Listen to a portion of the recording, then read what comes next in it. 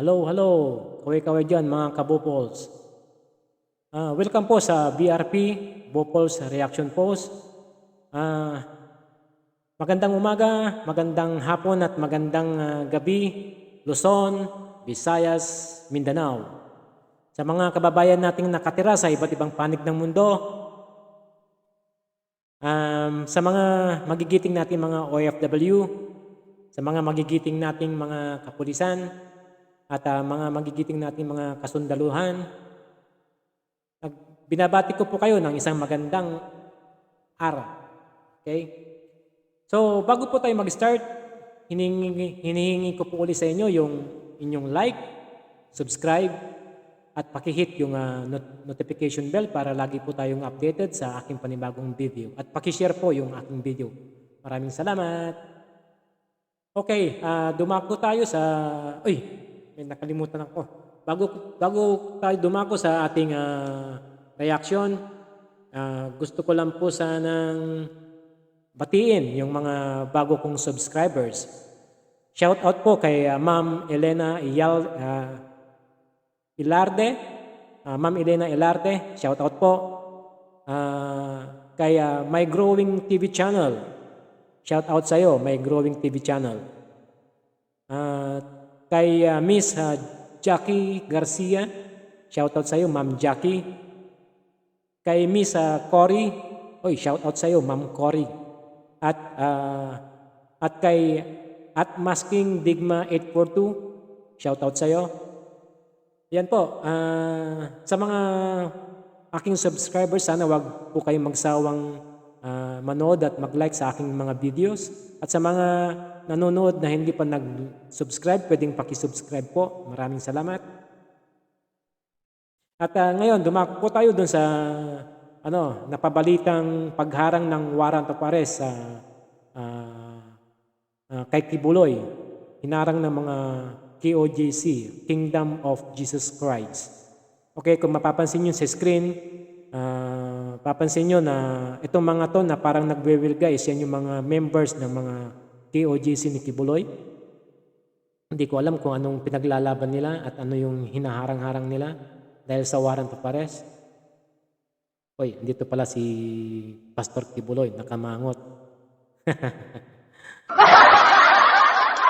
Pastor Kibuloy, bakit ka kasi nagtago?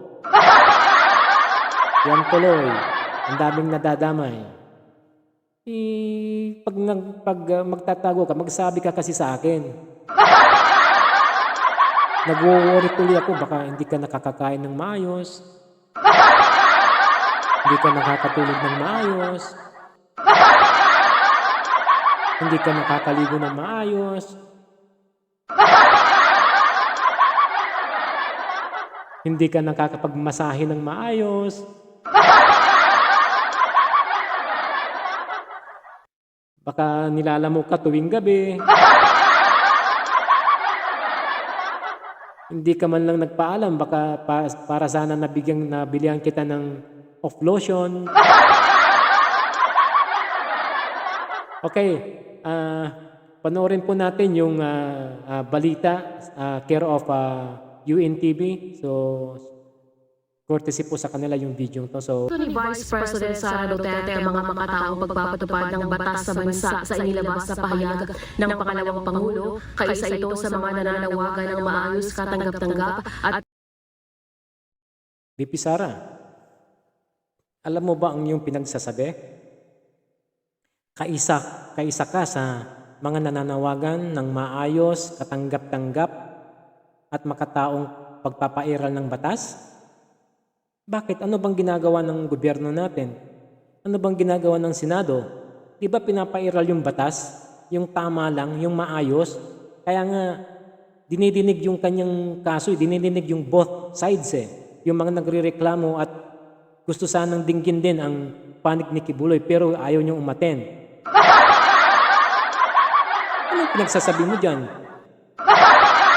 Wala ka sa hulog. Sa totoo lang, Vice President, wala ka sa hulog sa mga pinagsasabi mo.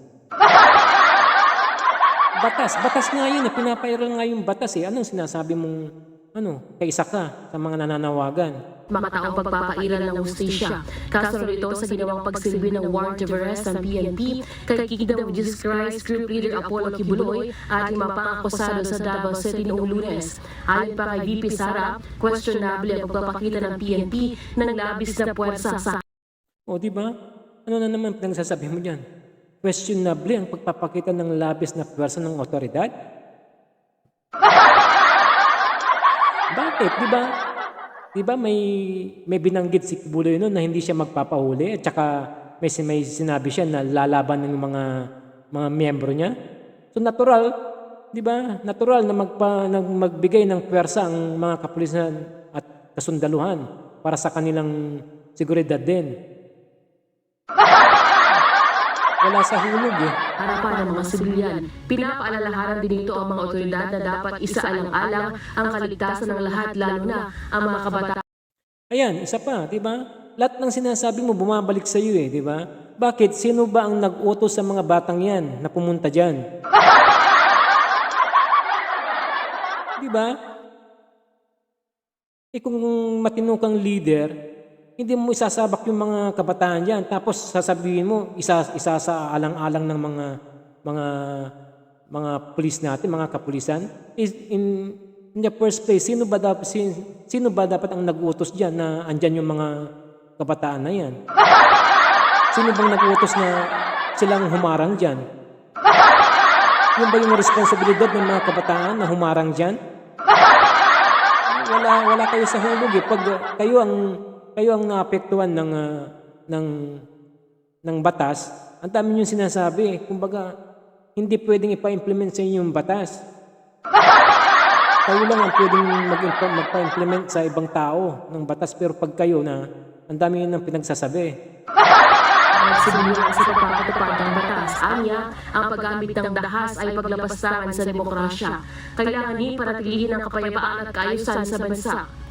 Naganda naman ang Police Regional Office 11 sa pagsasampa ng kasong obstruction of justice sa 6 na miyembro ng Kingdom of Jesus Christ. Ayon sa PRO 11, imbis na papasukin, inatake umano ng mga supporters ni Kibuloy ang mga otoridad na magsisilbi sana ng warrant of arrest sa kanilang compound sa Barangay Tamayong, Kalinan District, Davao City. O, di ba?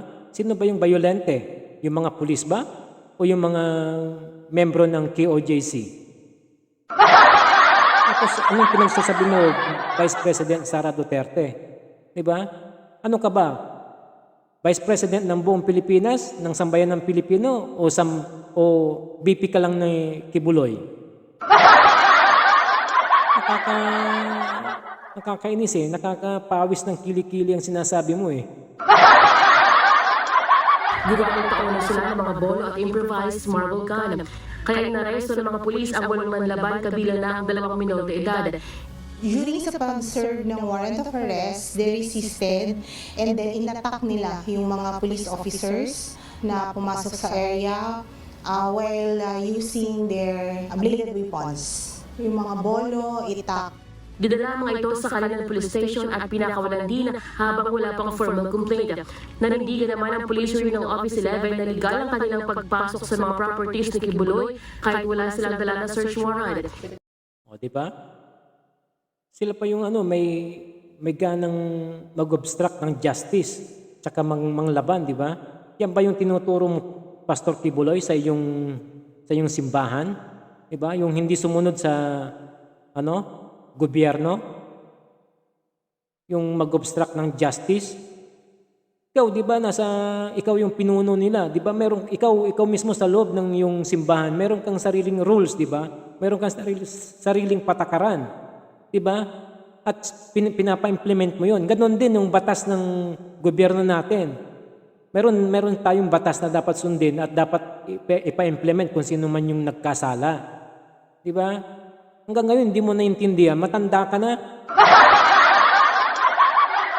Nagpapa-implement ka ng batas mo sa iyong simbahan, pero yung batas ng gobyerno, hindi mo alam sundin.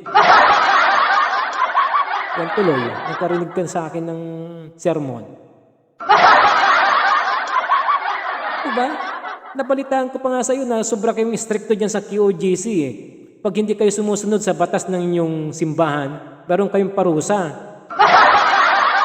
Oh, batas yun, di ba? Batas nyo yun. Paano naman yung batas ng gobyerno natin? Hindi ba pwedeng pa-implement sa inyo yung batas ng gobyerno natin? Bakit? Saan ba kayo nakatira? Sa universe? Under kayo ng Pilipinas. So dapat sumunod kayo sa batas ng Pilipinas, hindi batas ni Kibuloy.